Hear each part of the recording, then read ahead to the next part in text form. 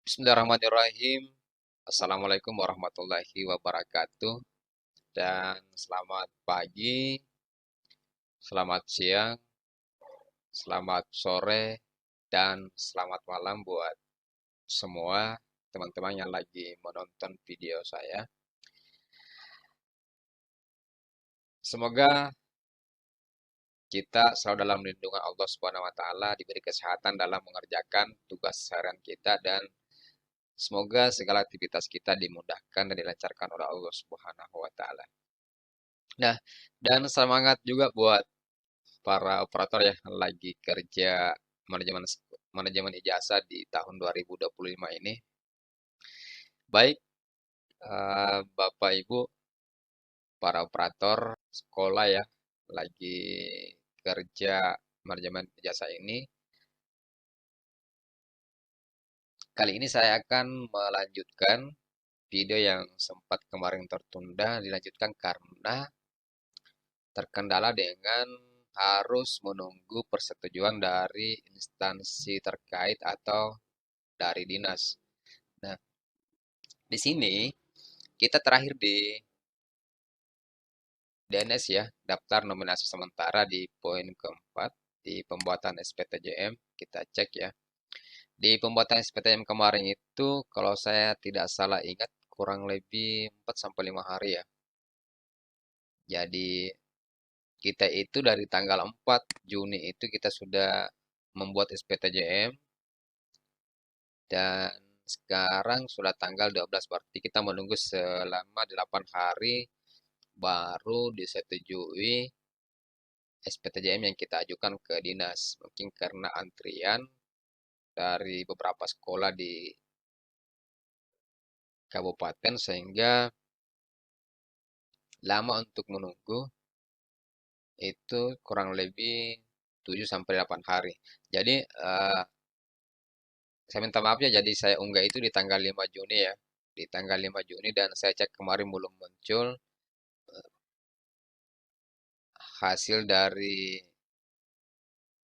verifikasi dinas dan pada hari ini saya cek kembali dan alhamdulillah sudah ada ucapan selamat ya. Alhamdulillah. Ada ucapan selamat ya teman-teman. Di sini ada selamat surat pernyataan tanggung jawab mutlak dari satuan pendidikan Anda sudah disetujui oleh dinas terkait. Silakan tunggu hasil penomoran ijazah sesuai dengan jadwal yang sudah ditentukan. Jadi penerbangan ijazah itu katanya sudah ditunggu ya, tapi kita akan cek jangan sampai hari ini juga sudah muncul penomoran ijazahnya. Nah, kita akan cek dulu ya. Kita ke DNT dulu, kita lihat DNT di sini sudah sesuai dengan jumlah siswa dan residunya sudah kosong ya. Sudah kosong ya. Nah, kita baca dulu di sini. Daftar nominasi tetap itu di mana data peserta didik akan masuk ke dalam daftar nominasi tetap setelah satuan pendidikan membuat dan mengunggah SPTJM.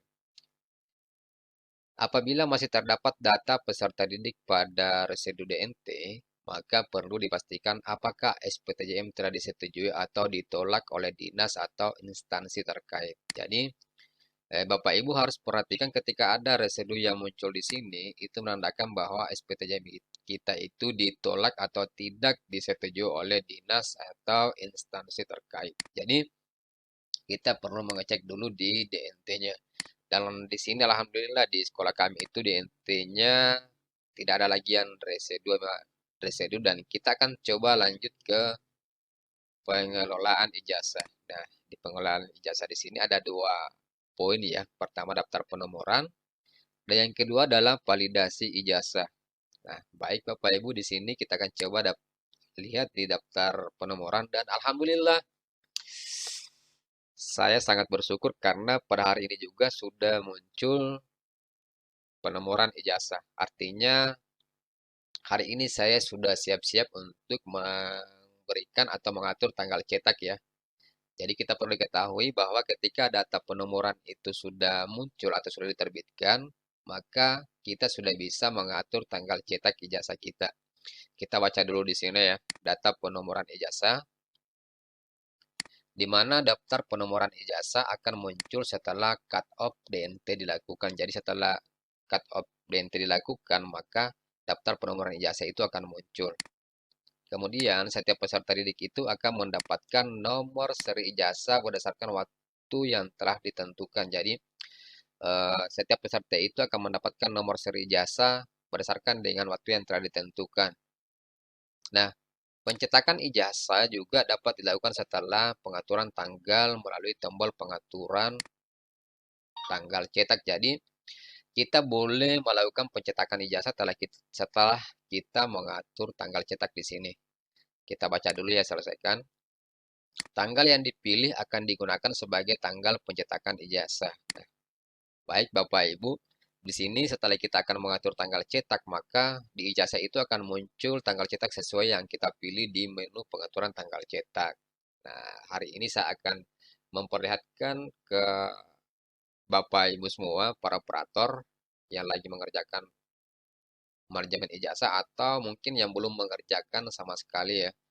Mungkin karena jaringan atau apa, atau mungkin ada yang masih mengunggah SPTJM dan belum sampai ke tahap ini, mungkin bisa menonton ini terlebih dahulu untuk melihat seperti apa penampilan setelah kita unggah SPTJM-nya. Nah, kita lihat lanjutkan dulu ya.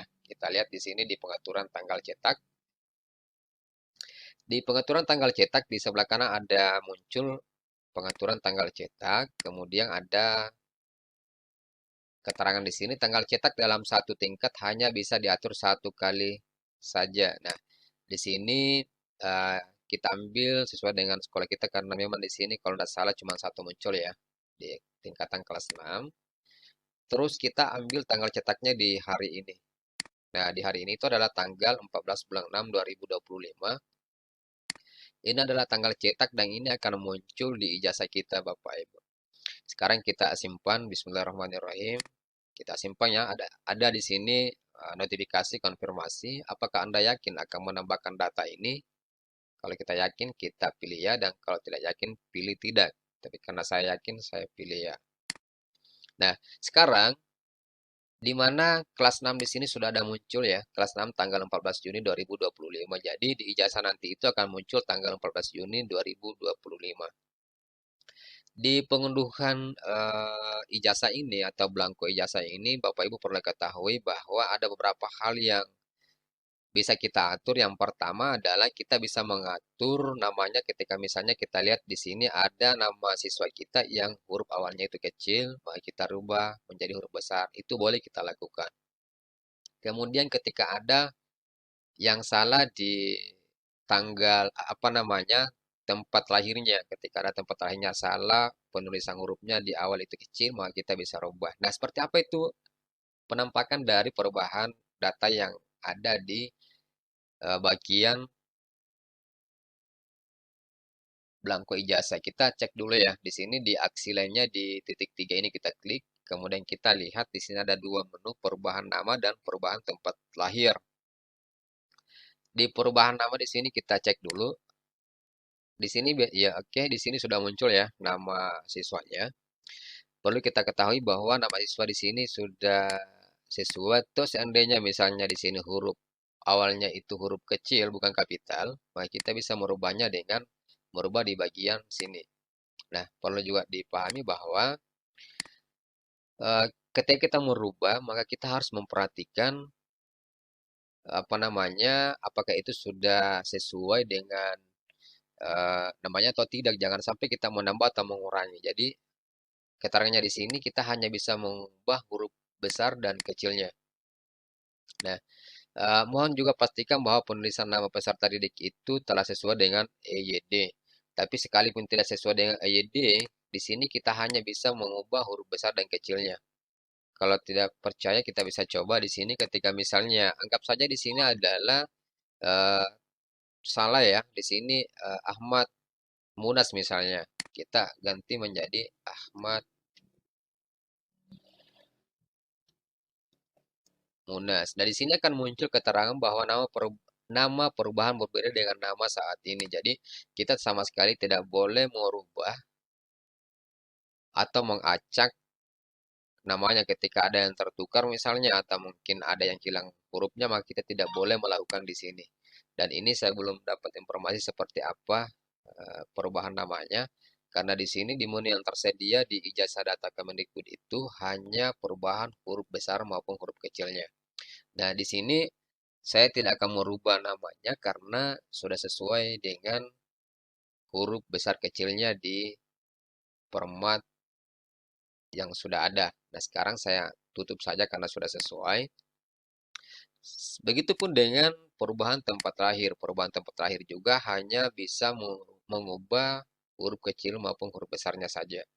Nah, di sini sudah huruf besar awalnya, maka saya tidak akan menggantinya. Atau seandainya di sini kecil, maka di sini saya akan mengubah menjadi huruf besar.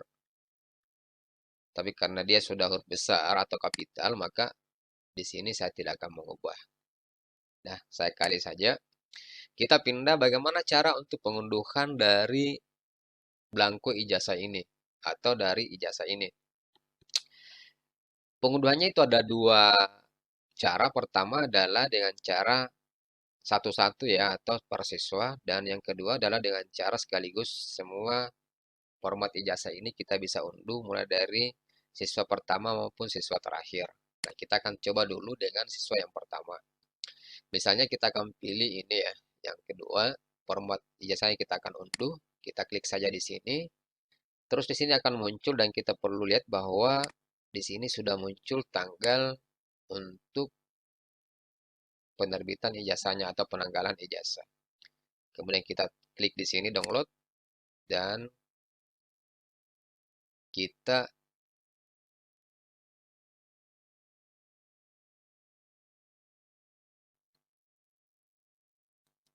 ijazah 2025. Di sini kita lihat namanya di sini adalah Akilah Khairia Rahim. Kita ambil saja tulis nama Akilah, Akilah KR. Kita save, maka akan tersimpan dengan nama Akilah KR. Kemudian, bagaimana kalau kita mau mengunduh sekaligus? Kalau kita mau mengunduh sekaligus, maka kita bisa lakukan dengan cara mengklik bagian atas kanan logo atau ikon unduh. Di sini ada muncul tulisan cetak semua format ijazah. Kita klik dan di sini ada konfirmasi. Apakah Anda yakin akan mengunduh semua format ijazah? Kalau kita yakin, maka kita bisa klik ya. Oke, di sini saya akan klik ya Bapak Ibu. Nah, sekarang sudah ada ya. Kita bisa melihat ini adalah format ijazah yang akan muncul setelah kita download. Dan ini isinya adalah semua siswa yang ada di satuan pendidikan kita. Kalau dia ada 30 atau 40, maka di file satu file ini akan ada semua siswa itu. Nah, seperti itu ya Bapak Ibu. Setelah selesai, kita unduh. Di sini kita sisa untuk mencetak ataupun men-print out ijazah yang ada di sekolah kita. Nah, silakan Bapak Ibu nantikan video saya selanjutnya. Di sini saya akan memperlihatkan bagaimana cara membubuhi foto secara digital atau secara langsung di laptop. Kemudian kita print out dan bagaimana caranya juga memberikan tanda tangan digital atau membubuhi tanda tangan digital ke ijazah siswa kita. Untuk hari ini sampai sekian dulu. Saya akhiri. Wassalamualaikum warahmatullahi wabarakatuh. Selamat pagi, selamat siang, selamat sore, selamat malam. Bye-bye.